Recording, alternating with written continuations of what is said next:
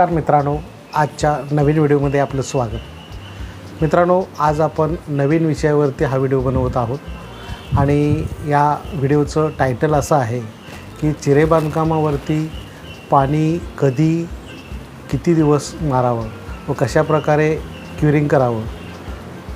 असे बरेच प्रेक्षक विचारत होते की बांधकाम केल्यानंतर किती तासानंतर चिरे बांधकामावरती पाणी मारावं। तर मित्रांनो, चिरे बांधकाम तुम्ही करत असाल तर काही गोष्टी तुम्हाला माहीत असणं आवश्यक आहे की क्युरिंग आपण सर्वच बांधकामावरती करत असतो, जसे की RCC काम असेल, लोड बेरिंग काम असेल, प्लास्टरिंग असेल, कॉन्क्रीट असेल। पण चिरे बांधकामावरती काम करत असताना नेमकं पाणी बांधकाम झाल्यानंतर किती तासानंतर मारावं व किती वेळा मारावं व किती दिवस मारावं याबद्दलची आपण आजच्या व्हिडिओमध्ये चर्चा करणार आहोत। तर मित्रांनो, आजच्या व्हिडिओ जर आवडला तर जरूर लाईक व शेअर करा आणि आपण या चॅनलवरती नवीन असाल आणि चॅनल सबस्क्राईब केलं नसेल तर जरूर सबस्क्राईब करा। चला तर पाहूया चिरे बांधकामावरती पाणी किती दिवस व कधीपासून मारावे। तर मित्रांनो, चिरे बांधकाम करत असताना की जो मॉर्टरचं जे प्रमाण असतं ते 1:5 असतं, म्हणजे 1 पार्ट सिमेंट घेतो आपण आणि 5 भाग आपण वाळू घेतो आणि याचं हे प्रमाण वापरून आपण बांधकाम करत असतो। तर हे बांधकाम उन्हाळ्यामध्ये जर तुम्ही करत असाल तर बऱ्याच वेळेला असं लक्षात येतं की बांधकाम केल्यानंतर 2-3 तासामध्येच काय होतं की जो मॉर्टरमधलं जे पाणी आहे ते दगड ॲब्सॉर्ब करून घेतो, त्यामुळे मॉर्टर लगेच ड्राय झालेला दिसतो।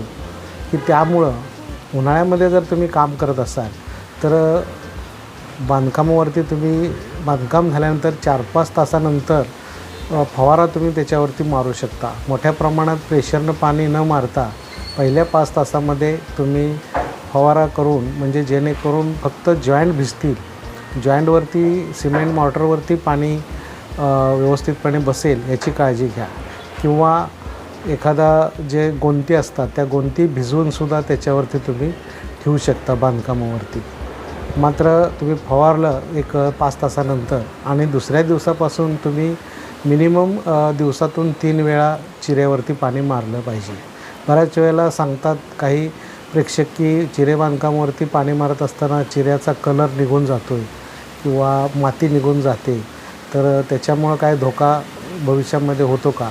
तर मित्रांनो, चिरे बांधकामावरती ज्यावेळेला तुम्ही दुसऱ्या दिवसापासून ज्यावेळेला मोठ्या प्रमाणात पाणी मारत असता त्यावेळेला निश्चित त्याचे जे लूज पार्टिकल असतात ते निघून जातात आणि ते निघून जाणंच आवश्यक आहेत मित्रांनो। जर तुम्हाला पॉलिशिंग करायचं असेल किंवा कलरिंग करायचं असेल तर ती जी डस्ट असते, ओरिजिनल जी चिऱ्याची माती कटिंग करत असताना त्याला चिकटलेली असते ती धुवून जात असते। त्यामुळं कुठल्याही परिस्थितीत घाबरण्याचं किंवा चिरा खराब होतो आहे असं म्हणण्याचं काही अर्थ नाही।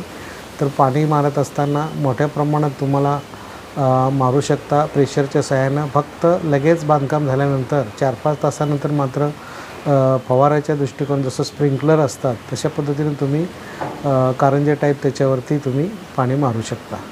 आणि सलग 15 दिवस तरी बांधकामावरती जर तुम्ही पाणी मारलं तर बांधकामाला जी चांगल्या प्रकारे मजबूती येते आणि जॉईंट चिरा, आता समजा काही ठिकाणी पाण्याचा उन्हाळ्यामध्ये शॉर्टेज असतं तर पूर्ण चिरा न भिजता जॉईंट जरी भिजले तरी त्या बांधकामाला ताकद येऊ शकते। ज्या ठिकाणी पाण्याची भरपूर प्रमाणात उपलब्धता आहे त्यांनी पूर्ण चिरे बांधकाम भिजवलं तरी काय हरकत नाही।